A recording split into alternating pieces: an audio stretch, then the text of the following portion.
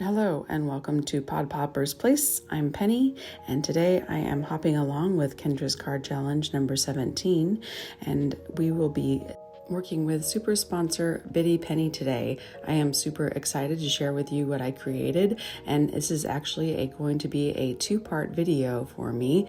I created something extra special for this card, and I will give you a sneak peek of that at the end. Biddy Penny supplied us with some products, so I got this stamp set. It is all about books, and then this paper pad, which is basically all about books as well. And I have a daughter who is a book reader and an Instagram influencer for authors over on Instagram, and so I wanted to make her something special for her birthday that comes up in a few months. Biddy Penny also sent me some samples of some of her other papers, and they are just all so gorgeous. Very colorful, very nice, smooth surfaces, and it's almost a tragedy to cut into some of these because you want to use both sides of them. I'll be using these three different sheets of paper and card sketch number 6. Card sketch 6 actually calls you to cut the paper in half and have like that blank paper behind it in the middle, but I decided to not cut it in half and make it smaller pieces. I'm going to use that whole piece. And then here, this first stamp, I'm going to stamp it where I can get some words in there because you can see through it a little bit. So I thought it was kind of cool that you would be able to see some words behind that. And I am using Stays On ink because the surface of these is a little bit slicker than some regular cardstock that you would use, and Stays On is just really good for sticking to that really well. So I cut up the paper with all the little images in it, and I'm just trying to figure out how I want to lay these out. I'm going to use 3 images to create a bookmark to add to this card, and so it's going to be like a gift and a card all in one. I really love this beautiful paper, and so I wanted to use it as kind of my layering piece for my bookmark. It does seem awful that you don't see very much of it, but I really like the colors and thought it would look great behind the base part of the bookmark. And on the back side of the bookmark, I'm using this other paper, and I wanted to have something kind of lighter so that you'd be able to see all the stamps that I'm going to be adding to it. And I'm just trying to figure out how to lay out as much as possible a lot of the stamps from the set, but still make it look very cohesive. Today's video hop is a giveaway, so if you would like a chance to win an official patron membership for 1 month from Kendra, then please go to the description box below and fill out the giveaway form. And we would love it if you would hit that playlist button so that you can see all the contributors to the hop today and get lots of inspiration for the Kendra's card challenge number 17. Obviously, a bookmark is not part of the typical challenge, and so I will get to the card shortly, I promise you.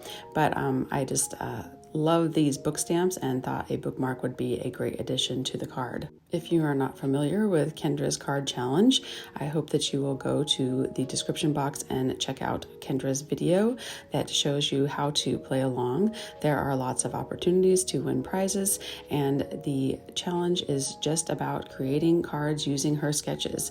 And she has some fabulous sketches, and it is free to join as a free member on her Patreon channel and get access to all of those sketches. Here I'm just using a brown jelly pen to kind of connect those little pieces of stamps together. I wanted them to look like a little hanging sign outside of a bookstore. And then I'm just using some Post-it note paper to cover up all the words on this stamp except for the word book.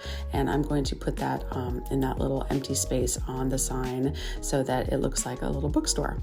I was about to glue all of my pieces together, and then I decided I wanted to add a little extra something to the bookmark. And so I did lay this first piece down, just the first layer, and then I'm just going to get some of this really thin gold metallic floss that you use for like cross stitching.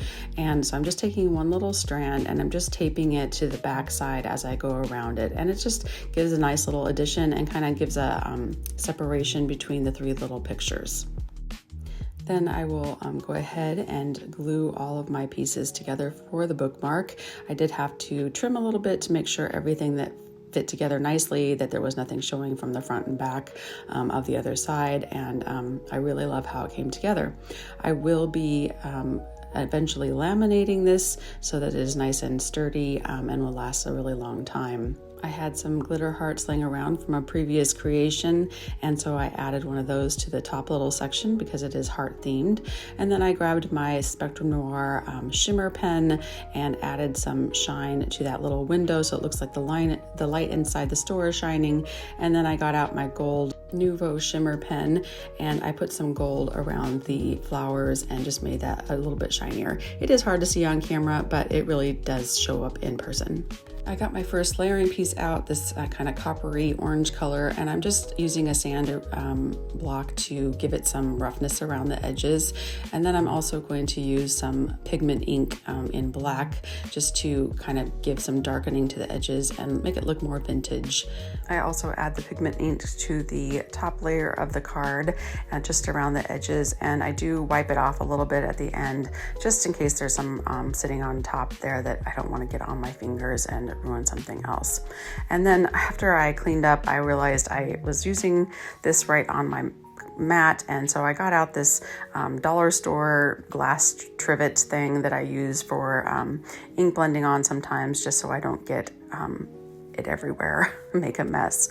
For the larger square in the background, I wanted to have it be seamlessly look like it wasn't even there kind of thing. So I am going to use the same exact paper, and I'm trying to cut out my square exactly kind of where it's going to be placed at, so it looks like it's really seamless, and it doesn't really differentiate that there's two different pieces of paper there.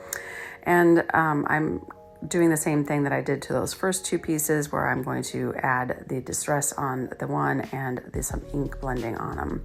And my camera storage did run out, so I'm just showing you how I put those layers together and how I put some foam tape on the back of that, because I'm going to have the bookmark slide in behind the center square.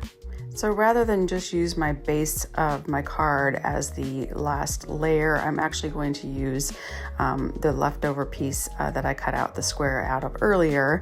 And because I'm only needing a small amount of trim around it, that's all that we will be showing, I use my punches to get some of that paper and have some extra squares and tags and stuff to use on another project. And then I am adding a little bit of that ink as well, just to keep that same kind of continuity through the card. Then I glue my layers together and then onto my base of my card, and I am ready to go ahead and get that centerpiece that is going to be holding my bookmark onto the card. And I have to, trim that off and do a little more inking on there so that it matches everything else. I also added some additional foam to the little sides there so that it would be stable and it wouldn't get squished too easily. And then I did add some personalization to the back of the bookmark for my daughter before I laminated it. I did get some slight puckering around it when it came out, but after trimming it down and running it through the laminator once more, it came out nice and smooth. This is my final card and I absolutely love it. However, it will not fit in an envelope, so I made something special for that. I created something I'm calling a tag-velope, and here's a little sneak peek of it. And if you would like to see how I created that, please come back to my channel really soon and I will show you all the instructions. Thank you so much for being here today. I hope you will join the video hop and Kendra's card challenge and come back again really soon. And please hit that subscribe button. It would really mean a lot to me. Bye-bye.